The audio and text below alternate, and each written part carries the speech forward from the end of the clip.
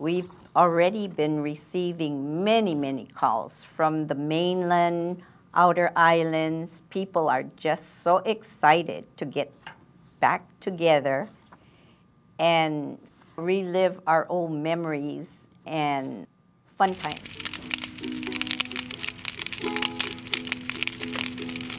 There's a place that I've known and haven't outgrown, the first home that I knew, beloved Puʻunēnē. I mean, people have places that they can go back to for their childhood. Yeah, That's they where I don't. used to live, but we don't have it. Our childhood is in here. Yeah, that's Yeah, where it is. the place It's is our right in there. values, yeah. Your memories, your love, everything is in there, Yeah. in your heart, in Puʻunēnē.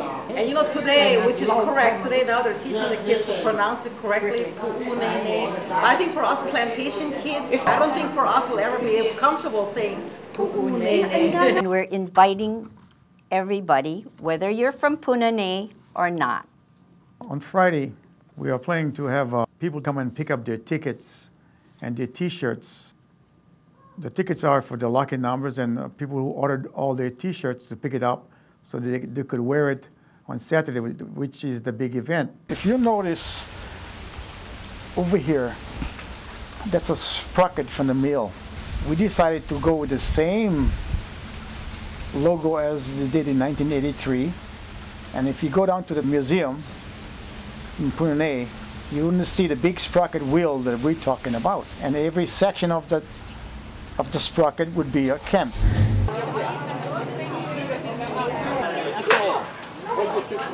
I want to know who he is.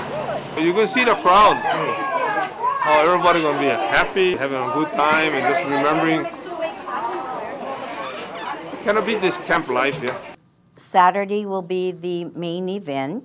So we estimate maybe about 1,000 to 1,200 people that were there for the event. Well, I haven't seen my classmates for a long time, many years. Ever since we graduated, I only see certain people, but you see, I gotta see the face, but sometimes I forget the name. So the reason why I went to the reunion, because I didn't meet, half of my classmates was so different. I didn't even know who they were until I see the name tag. And I said, oh! I want to see how everybody else looked. You know, everybody's different. They come up to me, touch me. I'm here at the reunion to enjoy my classmates and all my former Camp 5 Puʻunēnē people. What made Puʻunēnē special? The people that are here today. And they even fell in love with the building that is still standing. Otherwise it would have been demolished a long time ago. Puʻunēnē School is so sentimental to all of us. Father, as everybody here looks around and reminisces and thinks about their time in this school and in this place, Father, would you help them to remember you and how you were very much a part of their growing up? I'm being interviewed right here by my third grade classroom. Mrs. Martin was my teacher. She was kind of strict, but she was a wonderful teacher. This is Puʻunēnē School. It's an actual Puʻunēnē school. The tray that we use at school to get our lunches. Graduated Puʻunēnē School in 1952. And I was going to Puʻunēnē School. I wasn't one of those A students, by the way. I was one of those C and D type. This was our song that we used to sing, especially when we have assemblies. Puʻunēnē, Puʻunēnē, hail to thee. Puʻunēnē that we love so well, will always be true and will stand by you. Puʻunēnē, all hail to thee. We're located at the old Puʻunēnē School campus, the old wooden long schoolhouse made out of 2 classrooms. We take part in one of the classrooms, which is just our office. And we're here with Community Work Day, which is across the street. We're also here with Department of Education specialists in the 2-story building made up of resource teachers, psychologists, different kinds of specialists that help students within the community. We also have the Friends of the Library, which is behind us, where anyone can come and buy books or also donate books. And there's also the Alternative Learning School for high school students, which may be made out of Baldwin and Maui High School students who come here every day and they also volunteer with us as well. Master Moriyama, who was our MC. We need to get, you guys settle down, quiet. Father, we thank you for such a strong and rich heritage of families being united together, of people from all over the world coming to this place, Lord. Father, may this be an awesome time where you would be glorified, and help everyone to have just a great time, Lord, in remembering their past, most of all to remember you. Deacon Albert Phillips, he's from Spanish B.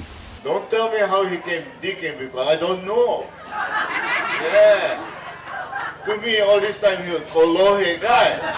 But, people can change. Yeah. Heavenly Father, we come before you in this beautiful and wonderful environment to ask that you guide us and protect us throughout the day, that we would serve you in no matter what, that you are the number one for this day.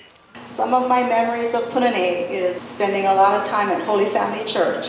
On Sundays, my mom used to cook breakfast for the priests. The core, a group of women, about 6 of them, used to clean the Holy Family Church every Saturday. Well, the teenage girls, we all belonged to the sodality. It was a way of life that's no longer.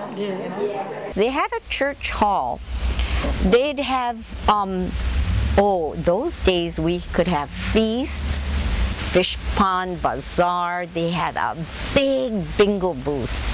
The Holy Family Feast was the best feast on the island. Bingos and lucky numbers, horse riding for the kids. The horses were sponsored by Plantation.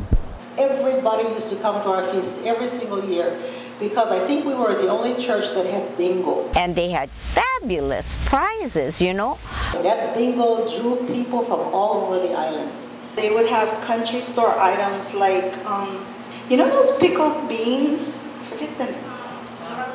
Tramouche. The church at that time was a place of reverence and respect. And you went to church every Sunday and any special days for church. It wasn't something that you were expected to do. It was something that you did because you wanted to do it. If people cannot, the old folks cannot go to church, they light these 2 candles or 3 candles, and they make their prayers with the rosary and all that. They pray for everybody. In behalf of our committee, I'd like to thank all of you to come and making this a great event. And without you people, this would never happen. And to all our sponsors, we thank you. I'd like to introduce to you our president from Honolulu, Lawrence Peralta. He was very instrumental to getting this started. It's a magnificent crowd. Today we celebrate the magic of Puʻunēnē. I'm with Larry. I'm from the class of 54, as you can see by my cap here. We're really a strong class, and a lot of our classmates are part of the committee for this reunion. And Larry has been spiritual and instrumental in doing a lot of our class reunions from the class of 54 from here, from Puʻunēnē, and our high school class of 58 from Baldwin. And he's done a lot, and without him, I don't think a lot of us would be here today. It was Larry Peralta's idea to begin with, yeah. And so, in behalf of my family, the Oson family from Spanish A, I want to present Larry a little quilt that I made. It's just something small because he's getting old and because he's got his operations and everything, and he's going to be sitting in the chair for a long time. I did this quilt for him. So Larry, thank you. I want to thank the members of the committee for the year hard work that they did. But this is Marie and Andretti Archie. She's our co-chairman with myself. My sister Linda Wheeler invited me to a meeting they were having. So I said, well, okay, I'll go and attend the meeting, not knowing that I was going to be part of the committee. Ron Daniels. Marie Andretti was the vice chairman, and Marie's my cousin, so that explains it. She asked me if I'd get involved, and I said, yeah, let's go be a nice thing to do. I'd be more than happy because I knew I would get to see many, many people that I had not seen for, many years. It was a lot of work, but the committee was one of the best that I worked with. We did the decorating of the stage and, just all the manual labor. Betty Yamashiro. Joseph Madela, where are you? James Enriquez. Larry DeCabra. Basically, I assisted Linda with keeping records and also with the treasurer keeping records on that and creating a database, all the people that had signed up and the various things that they had ordered for the reunion. So when they came by, we had a means of distributing the items, the t-shirts, etc., and the luau tickets to the various people as they would register. And Ramos Garcia. Linda Andretti. Willard. Gaylord Kubota. He's at the museum taking care of the festival. Carmen Bolobar Torres. Joseph Joe Pantanala. John Watama Okuda. Joan. Joe M. Suki is not here, but I think the wife is. Evelyn Alamelo Kanashiro. Francis Suki. Boss. Linda Acomandus Martin. Louis Canberra co-chairman. Francis Boss Suki.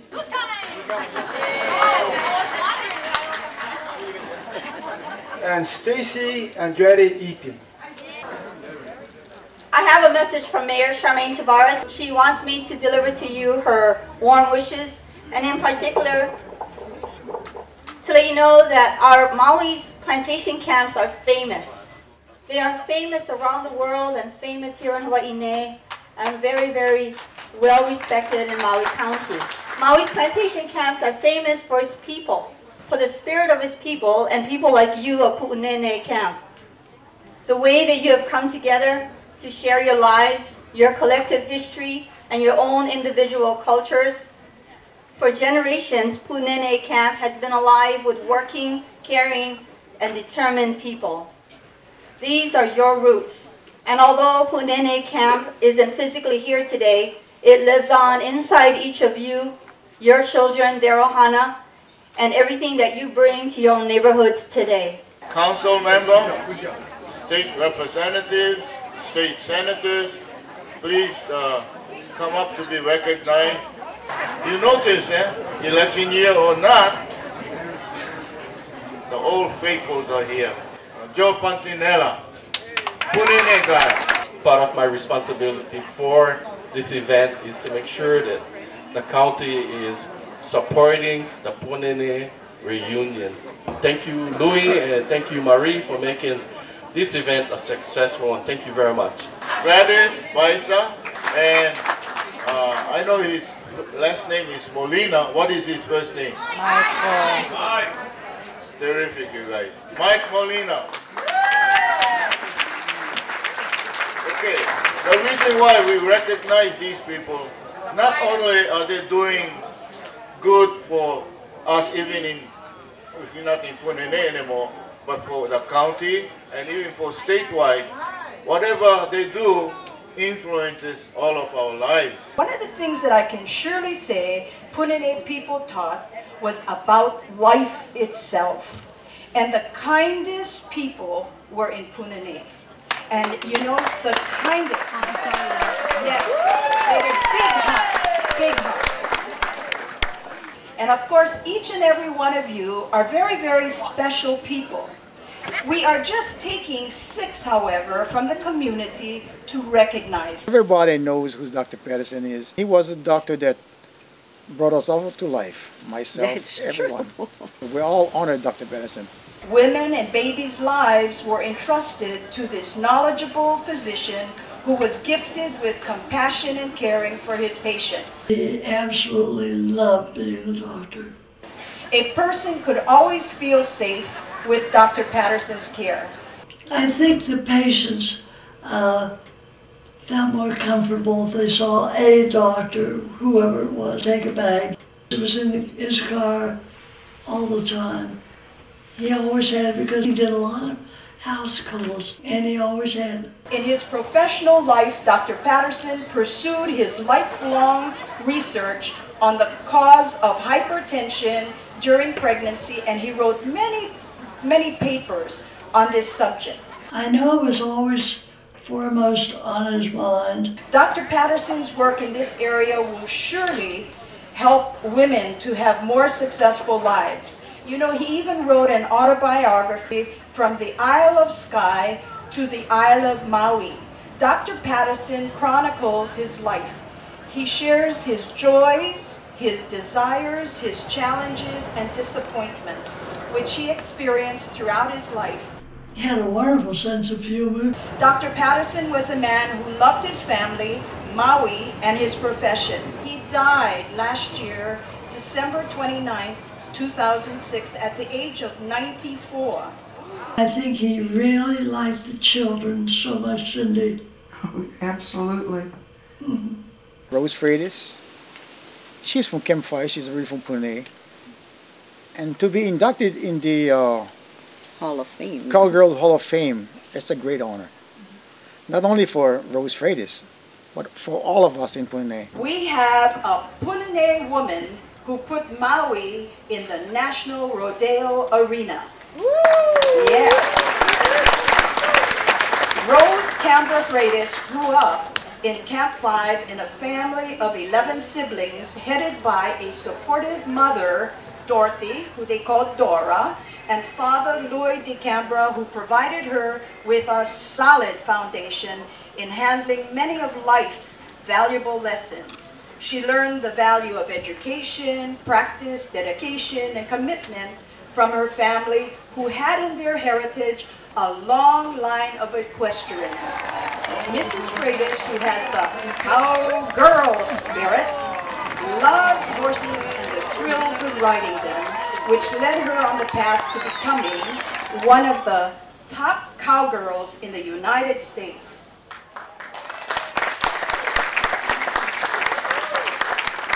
Inspired, motivated, and supported by her Paniolo husband, Raymond. Raymond, where are you? Out in the wheelchair. She's the first woman in Hawaii to do this. She became the National Cowgirl Museum and Hall of Fame inductee honoree for the year 2006. Talk about fame. When talking about her life in Puʻunēnē and all the vivid memories she holds dear of this special place, she says, life in Puʻunēnē was rich and colorful. Currently, Mrs. Freitas lives in Makawao with her husband Raymond. She has a daughter Sharon and a granddaughter Heather, who fill her life with joy. Thank you, and I thank every one of you who were instrumental in putting this whole program together. It's just marvelous. Thank you. Today we have Frances representing her husband, Joe Suki. And the title that we've given for Joe Suki is A Man's Uphill Trek from the Puʻunēnē Camp to the State Legislature. Yay! A quiet person, the Puʻunēnē Mill Camp man has made eye-opening decisions that affected people's lives in the whole state of Hawaii. As the Emeritus State Speaker of the House, Joe Suki wielded power and influence over many, many important people and times in the history of Hawaii. He has been in the legislature for over 25 years, serving in very important committees. And Joe has been a realtor too, and he owns Joe M. Suki, LLC, here on Maui. He is involved in many, many community organizations as a director, including the Cameron Center, Federal Land Bank, Maui Economic Development Board, and Maui Soda and Ice Company. Joe is married to the former Puʻunēnē resident, Francis Forge, who lived in Spanish A Camp, and they have 2 children, Desiree and Mark. Francis? Aloha. I'm sorry, Joe sends his regrets. He had a meeting on the mainland and he was hoping he would be here to see all of you, but that's why I'm taking a lot of pictures. Thank you. Born and raised in Puʻunēnē in Spanish A Camp, Joe Pantanella paved the path through the Kahului district in Maui to become a Maui County Councilman. Joe's primary focus includes core services like public safety, fire, and police protection, economic and workforce development, education, transportation, infrastructure, and affordable housing. Previously, Joe worked for GTE Hawaiian Tel for 34 years, retiring in 1997 as the Maui manager. He served on numerous boards and commissions, including Child and Family Services, Maui United Way, County of Maui Salary Commission, Maui Planning Commission, and was a former Maui County Fair Director. He remains active in the community. He lives in Kahului with his wife, the former Charlotte Rulona, a former resident of Alabama Village. They have 2 grown children, John, who is married to Christy DeRego, and Michelle, married to Ryan Suzuki, and 3 grandsons whom they simply adore. When I was attending Puʻunēnē School, my dream was to become an airline pilot, not a politician in the end. But trying to look for my wife. If my wife is here, Charlotte? Charlotte, you here? She's trying to hide, I guess. She's an Alabama girl. So, you know the thing that she always reminds me of? She says, don't forget where you came from. Puʻunēnē. Thank you. Chuck Hazama is a former Magero Camp resident who took his charisma, skills, and talents to a mainland city and brought it alive with events and activities that touched people's hearts. From 1979 to 1995, Mr. Hazama was the mayor of Rochester, Minnesota. During his 17 years tenure as mayor, Rochester achieved economic revitalization and was designated in the Money magazine as the #1 city place to live. Also, Mr. Hazama is a director of the Nisai Veterans Memorial Center. Mr. Hazama took a plantation philosophy and he applied it to the mainland politics when he gave Rochester its first brush with minority representation. He said, the key to getting elected as a minority is to downplay its significance. From starting the first balloon races in Rochester from 1980 through 1988 and re-establishing the event as part of the Rochester Fest in 1995 to his involvement in the Mayo Clinic to his charitable work, Mr. Hazama keeps active in the communities in which he lives. Mr. Chuck Hazama, terrific person. This is the woman who had Puʻunēnē in her heart and she shared it in song. Nancy was born in Lahaina and raised in Spanish A in Puʻunēnē. From a young age, she loved to sing and dance. It was in her blood. Gifted with a vivid memory, she can remember so many people's names and faces. And positive attitude, she remembered the times and the people of Puʻunēnē. Her heart was full of these images of the good life spent in Puʻunēnē and the diverse faces of the people who lived here. One day she took a pen in hand and she scribed a song about the place she loved. She called her song, Aloha, Beloved Puʻunēnē. It was her legacy to the people of Puʻunēnē, what they felt in their hearts, she was able to put in the feelings in the song to be sung and enjoyed not only in this period of time, but for many years to come. Mrs. Deluge has certainly left an indelible mark in the hearts of Puʻunēnē people everywhere who sing her song and recall the precious times in the plantation. Nancy lives in Kahului and has 2 grown daughters, Henrietta Chong and Natalie, who lives in Portland, Oregon, and a deceased son, Dennis.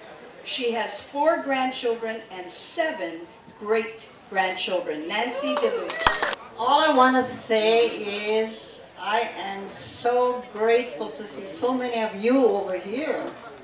I didn't expect this many people. Many are not with us anymore, and that is why I wanted to write that song, because I felt that each and every one of us in Puʻunēnē had contributed a lot to make Puʻunēnē what it was. And I thank the committee for asking me to come over and do my thing. Thank you. And then we had a Puerto Rican lady in a camp. She was known as Lola Guela to everybody, but her real name is Dolores Rodriguez Pacheco. She was a curadera. Curadera now. The doctors would send people to her, and she would send people to the doctors. Yeah, if you will go to her with sick, your babies don't eat, only throw up, she would rub them and they would be fine. And she never turned anybody away. Whatever money she made, she sent it to the church. She was a healer, Lola Pacheco. She was a good lady. She lived till the age of 93. I have those every year for my grandchildren's Halloween. I decorate them every year in the garage, all of us, you know. When I was making it, I thought of this old Puerto Rican man that used to live at the plantation house, and my mom used to go over and help him clean the house. This single man and his mom, he used to live with his mom, and his name was Gallo. So when I made that man, I thought, oh my, he really looks like Gallo. This is the Borge of Feliciano Ohana, Janansky family. As we move along, you see the Pontanilla family. This was the Cambra family. Louis Cambra, his sister Lucille, and Millie. This is their family here. And their cousins. And this is the Cambra, Tenoris family. This would be the Andrade family. This is Marie Andrade and her wedding there. Marie's mom and dad, when they got married. And back here is the Baloba family, Baloba and Torres. The Daniels family. My father and mother, Peter and Gloria Enriquez. This is 1920. They got married. A very elegant picture, I thought. This is the Cambras. Over here is the De La Cruz family. They left Puʻunēnē in 1930, and this guy brought this picture to share with us here in Spanish B, 1930. Yeah, Charmaine Tavares. Woo, I knew that. Thank you, Lester. He's just trying to pull your leg. You know, the guy's a real joker and a magician. I know, he's still doing magic? Yeah, he's still doing magic.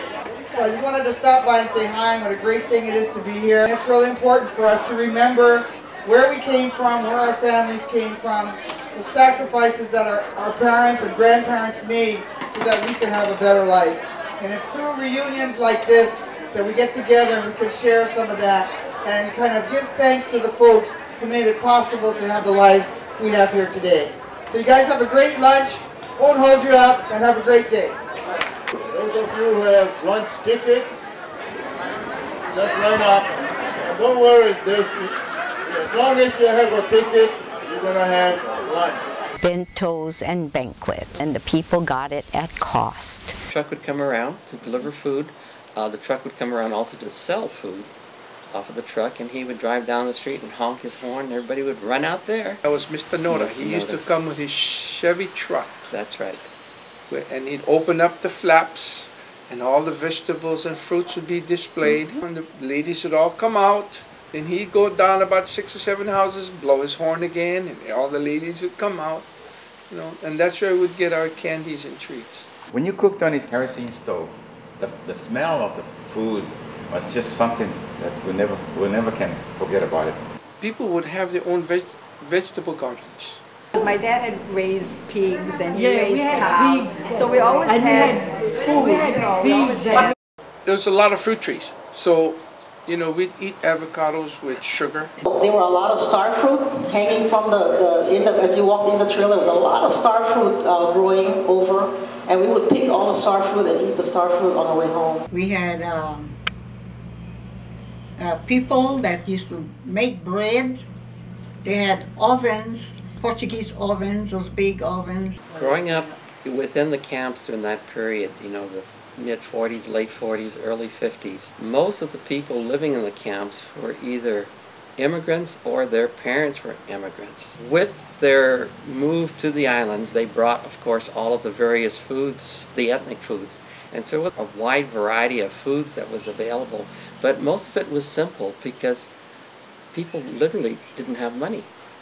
You know, a can of pork and beans or things like that, you know, that was part of the dinner and the main course of the dinner, along with tuna and things like that. I don't think anybody starved during that period. Centeno and I used to catch frogs in the Punawai down the street here next to the ditch, and we'd take it home, fry the frogs in his house. The whole frog now, you know. And when I grew up, went to the mainland and found out they only ate frog legs. And to me it was such a waste, you know. It's like roasting a chicken, saving the legs and throwing the rest of the chicken away. 5, I see a hand there. Come on up. Another winner, another winner. The next number is 419. Next number 461. Thank you. 418. I see your response here. Here, are you out there? Yes. She's on her way. Good, thank you. Another thing. Let's go. 8, 0, 6, 6. 8, 2, 2, 7. And that monkey pot, the monkey pot was from Megaro Camp, you know. No kidding. Yeah, hey. You get one label and then it's dated and recorded in the museum already. Lucky like that. We're going to put you into the mood. Okay, we're going to spell out, you know how to spell Puʻunēnē. Well, anyway, yeah, he said, you guys got a real yell now, otherwise it's not going to be good. P, U, N. And what was that after that? E, N, E. Puʻunēnē.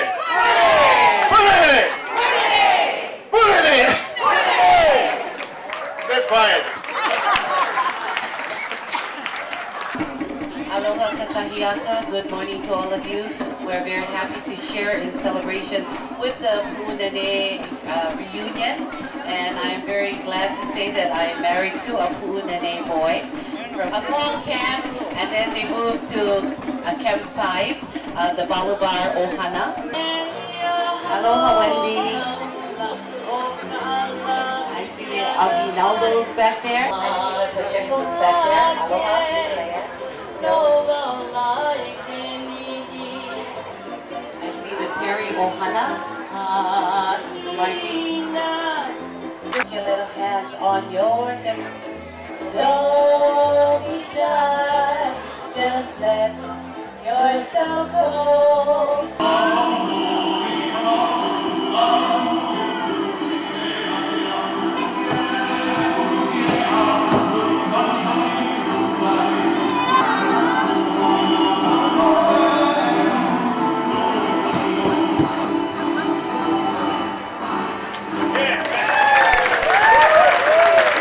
We've even had the senior citizens group, the Tomodachi Strummers.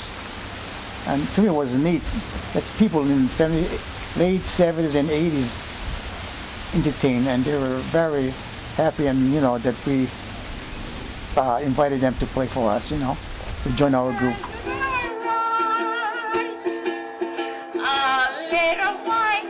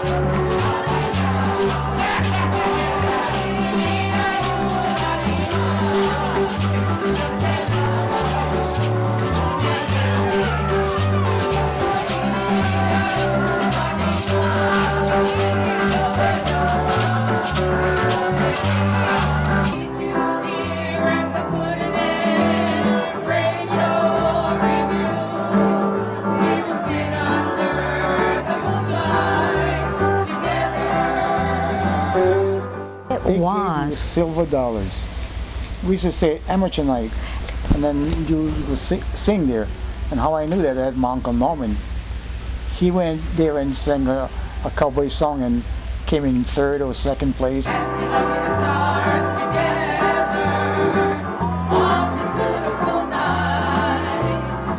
They used to have it, I think, on like, I don't know if it was Saturday nights at the Puʻunēnē Community Center. Right across Puʻunēnē School. Right across the school. Right in the middle was a stage. They had the contest there, and then there was held for boxing also. If you were chosen, you would be entitled to be on the radio. And I was so very proud to learn that my sisters and my brothers were on the show. I will meet you there at the Puʻunēnē Radio Review. We will sit under the moonlight together. We will sit under the moonlight together.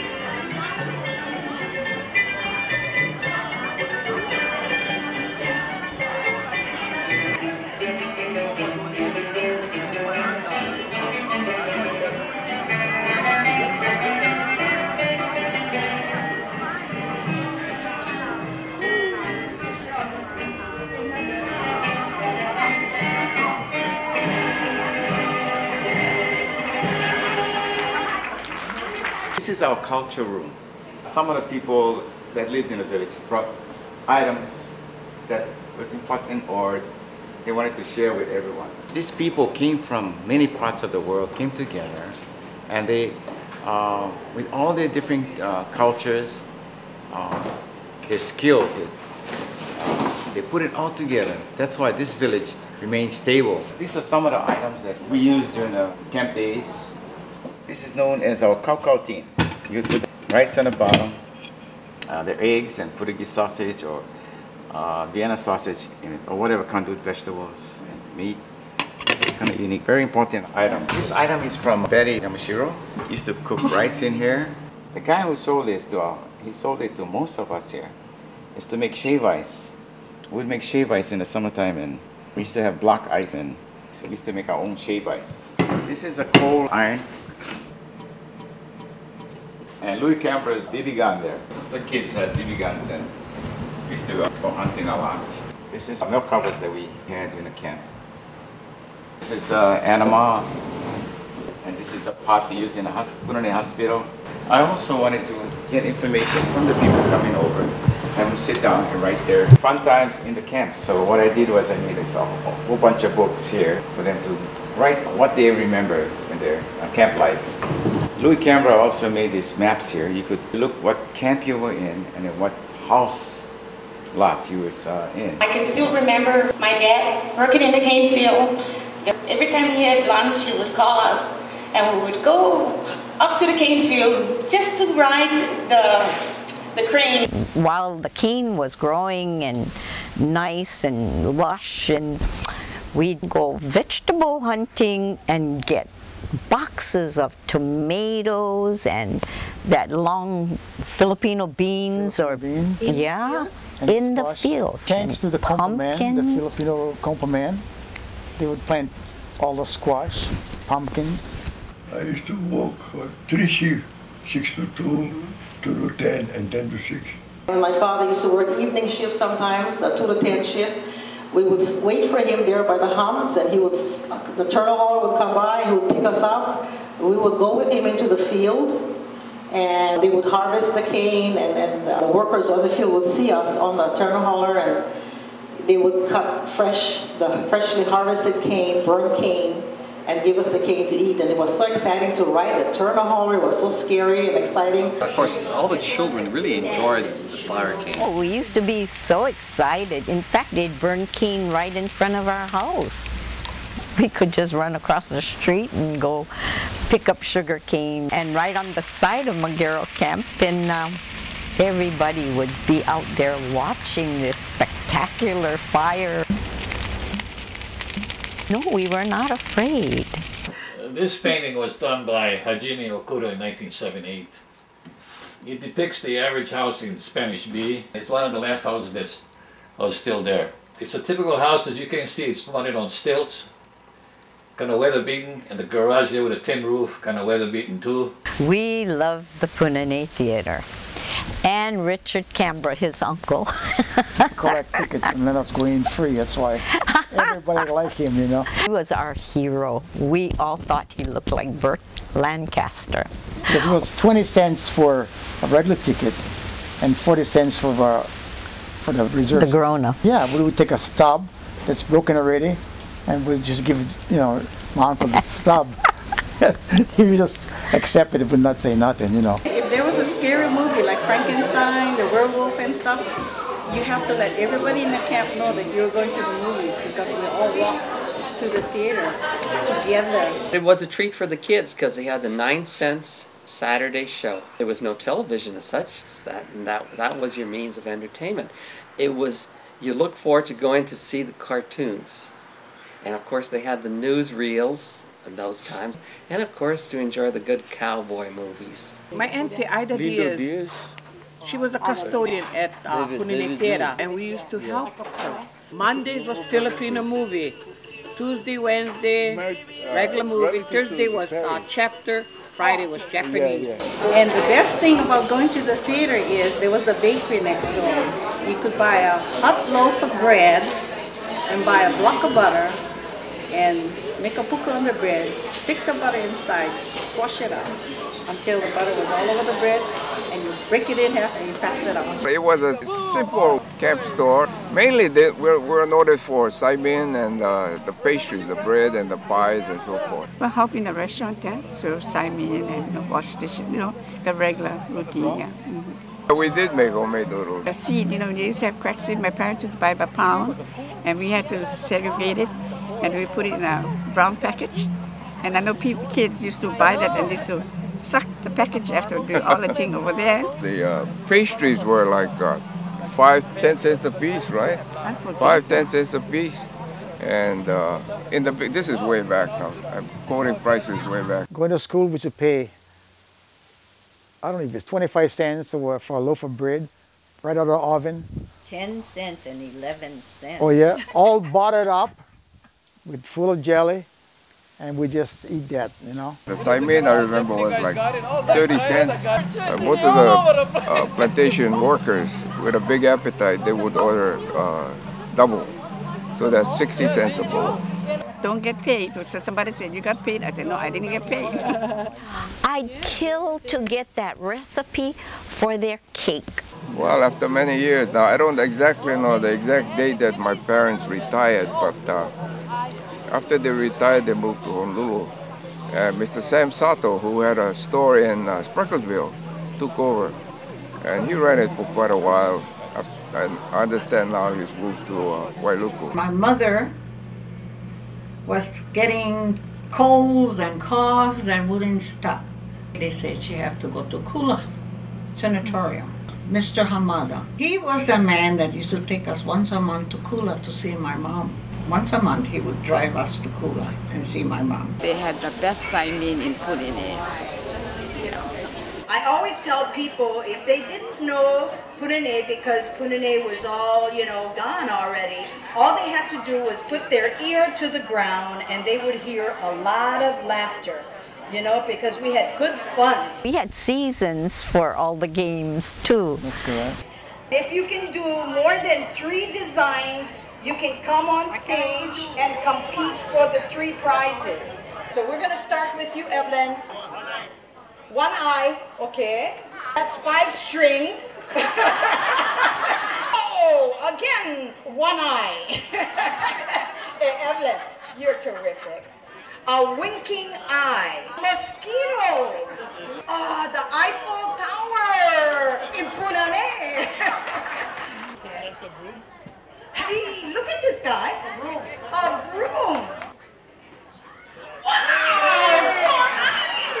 Watch the choo-choo train. Look, look, look. It's like magic. Whoa! Hey, look at that. 4 eyes.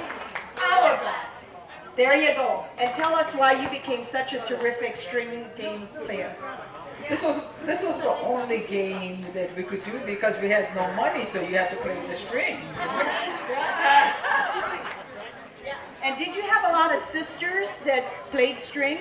15 of them. Where did you learn? From friends also. From friends? Puʻunēnē. All right. Junkin, monkin, saka, saka, po. Puʻunēnē, Puʻunēnē. Hey! Okay, who won? Who won? You folks won? Bum, bum, show. Junkin, monkin, saka, saka, po. Bum, bum, show. Whoa! All right. Whoa! Okay. Do it. This is practice drill. Let's pick some people, Betty. Will come on stage. People, you're ready to see the talent.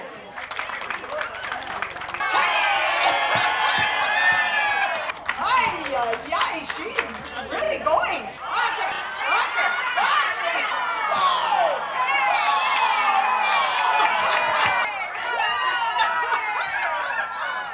That is good.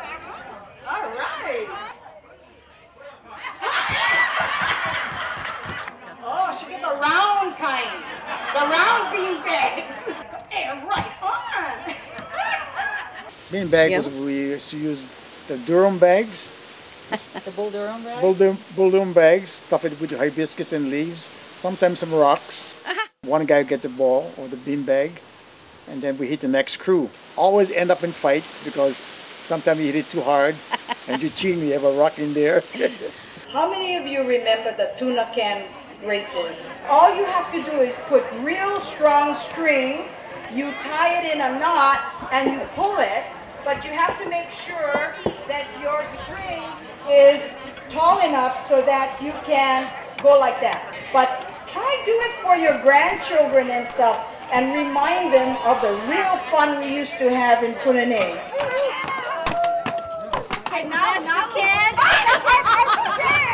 Most of all I enjoyed was going to the swimming pool and spending my summers there. Swimming a lot. When the swimming pool would close at 5 o'clock, we would swim in the ditch across Puʻunēnē School. Which we weren't allowed to, but we did. It wasn't unusual to come out from under the water and there's a carcass of a duck or a chicken on your head. Milk covers. You used to have the bottles of milk, all the milk covers you save. You get them out. This is the elephant ear. The beans, individual beans, we played hijiki. So each one will catch all of it, you keep it. If you can't, then you give it back. When I used to tell my sons the toys that we had, they used to laugh. And they said, oh my God, that's so old-fashioned. I said, yeah, we had to do that because we couldn't afford to buy toys. We cannot forget the jump rope. Oh yeah. Oh yeah. All on the roads outside. I mean, Before, the mothers called the kids for go take a bath or bocha or whatever they call it in those days. We'd be out on the road with, you know, the jump ropes, right? That's correct. Mostly it's the double car. We played just simple games, right? But it was fun. And of course, the main event is going to be our luau. The exact count we had for the luau itself was at 700 people for the luau. Full-on luau was $15.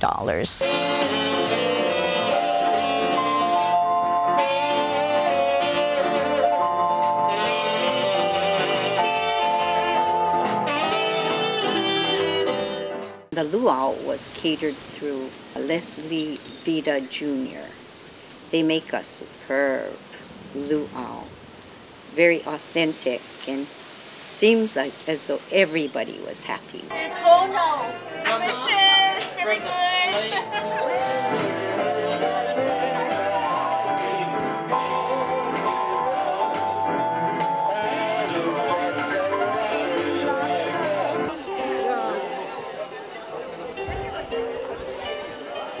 Everybody enjoyed the food and the price.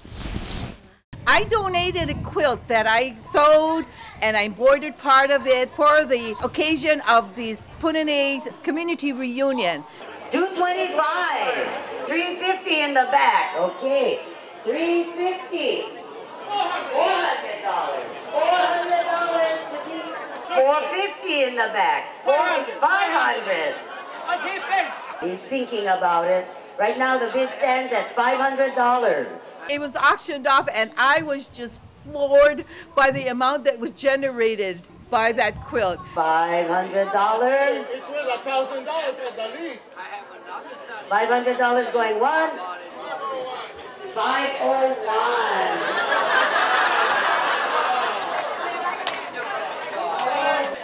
$600 going once. $600 going twice. Sold to Martin Freeman. Oh my God, $600. Beautiful quilt. Thank you so much. It was a beautiful quilt. It's known as Jacob's Ladder in the school colors of red and white with some black to accent it. Got to go home and rest for the Sunday Talk Story session. There you can go in individual groups or just stay together. I want all the Enriquez men to come up front here. We're going to test these Puʻunēnē men. When did Puʻunēnē town begin?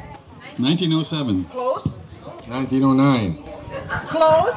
1990. 1902. Closer. 1900. How much was the Saturday morning matinees for HCNS? How much was it? 9 cents. What was the brand of soda that they used to give away at the matinee? What was the name of the brand? Nico-Cola. Nico-Cola. When was the last reunion of Puʻunēnē camps held? 1983. How many camps does Puʻunēnē have? 13. 16. What did behind the bushes, I see you behind the bushes, mean? Pulling around. No. Pulling around. No. Have a kiss. Right. These were romantic boys. Behind the bushes meant, hey, I'm going to fight you today. All of you got prizes. Go get your prizes over here. Although today's world is very different now, you know, lunch no longer comes in a tin can container that gets warmed by a sun. Lunch today comes from Subway or drive-through. Fewer people understand what back-breaking labor really is. And even fewer people can remember going to the old Puʻunēnē clubhouse for a weekend party. And it is no longer common to hear people in our island and our neighborhood say, hey, who's your father? Who's your mother? Where you from? Oh, we related. I know everybody in Puʻunēnē worked hard. Everybody struggled, you know, but they worked hard, and it's good to see that everybody came out fine. This reunion is honoring our parents. They made it such a good life for us. You know, there was people there that I hadn't seen for 40 years, and it just seems like the whole environment was just a big family get-together. We put a lot of hours and everybody worked so hard, very hard, and I think it was a great success.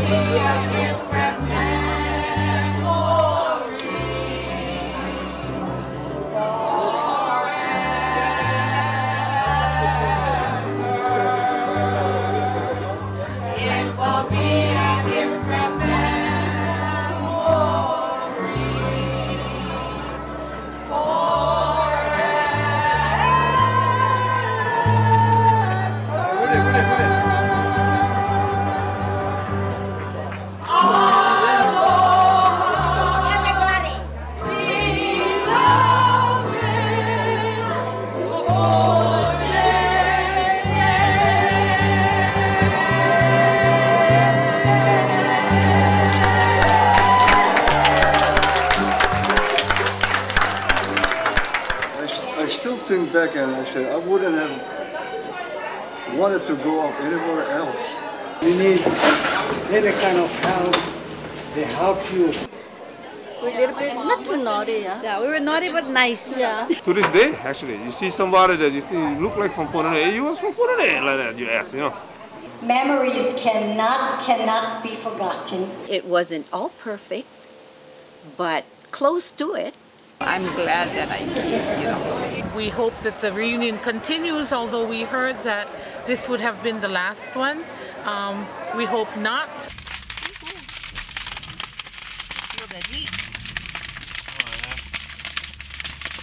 It's an undertaking for the younger generation. I like to see it happen, but you know, it's a lot of question marks on that. If they really like to take the challenge, that'd be really nice.